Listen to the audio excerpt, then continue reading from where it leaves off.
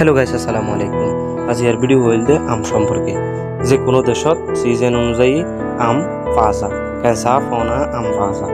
আরা কি জানি নে আম খাইলে আরা শরীরের মাঝে কি কি ফায়দা করব আর আরা হন হন বিয়ারামক কলতুন আম খাইয়ে বাঁচি ফেলছুন দে এই বিষয়ে বিস্তারিত জানিবল্লা বলি আজির ভিডিও আতুন ঘুরিয়ে বললা অনুরোধ করা যার। আরা যদি রেগুলার আম খাদ্য যদি হইলে আরা ক্যান্সারের মতো বড় বড় রোগ কলতুন বাঁচি ফেলছুন।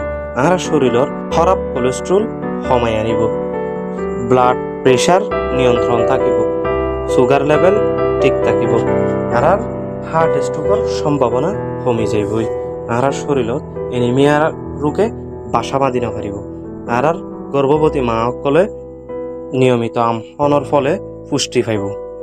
আর ব্রেইনৰ পাৱাৰৰে বাড়াইব, হজম শক্তি বৃদ্ধি করিব।